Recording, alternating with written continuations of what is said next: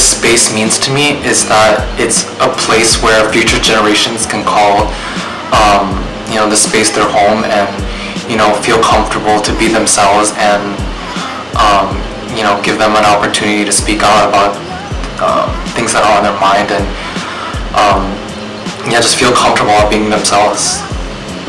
I remember we would use the old space for stuff like studying, taking a break from class and stuff like that, and it's really nice to see like a bigger space being able to go in with friends to have conversations and being able to connect more with people, just people you may not see in general.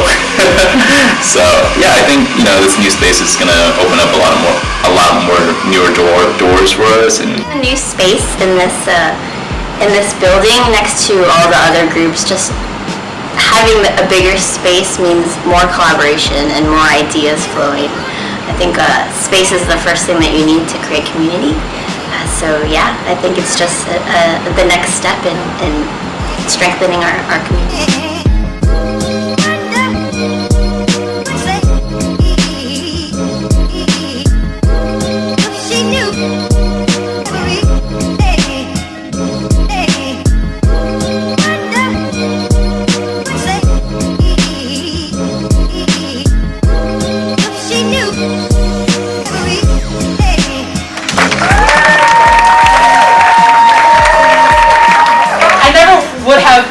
That we'd be here in this moment.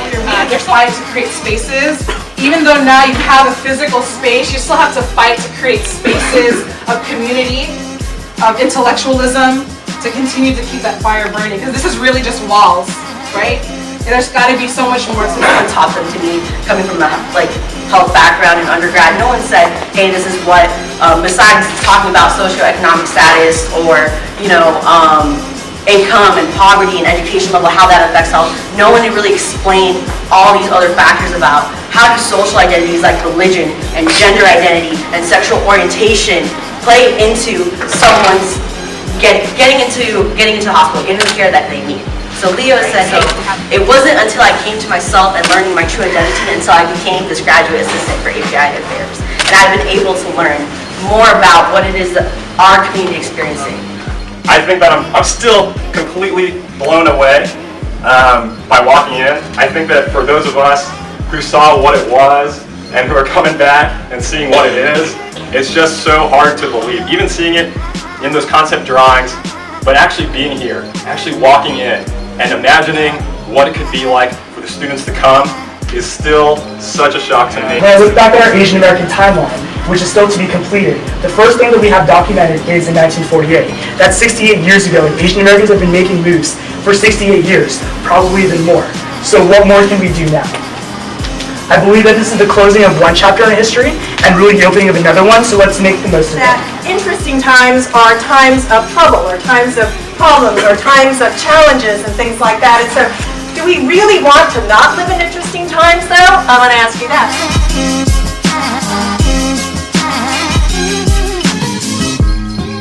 Space at the Reitz is really awesome. It's a long time coming. Back in 2003, we had a small office for ASU where I think we even shared it with another organization. To come now and see all of the students who are working really hard to make the Asian American community and the space a reality has been really inspiring and really satisfying. Knowing how much we fought for that back in the day is really cool. I hope big things happen.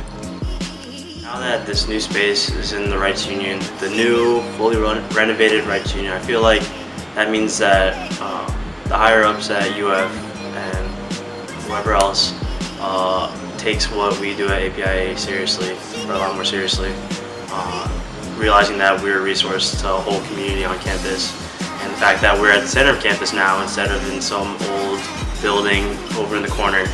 I feel like we can do a lot more to help out the community. The new APIA space is really fantastic. Besides being accumulation of years and years of hard work and really bringing about this space, it's the first APIA space like this, not just at the University of Florida, but also in the Southeast. Now, that's really cool.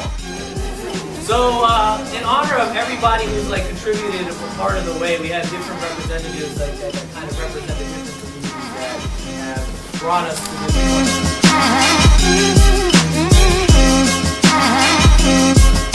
So moving forward, I think that there's a really great opportunity with the Asian American space here in the Reitz Union alongside other organizations to build collaboration and understanding and connections between different communities.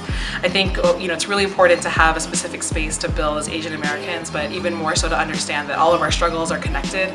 So I really hope that the Asian American community continues to strengthen itself while strengthening its bonds with other folks from other marginalized communities. So I hope that the APIA community continues to strive in making its progress and defining what its own progress means and really standing up for itself. I think it's great that the leaders of past and current are all pushing for new things, for getting more resources for the community, but I really hope to see that the community comes together and realizes what these people have done for them and start to appreciate it. I envision in the future that the APIA community will capitalize on the resources that we have currently.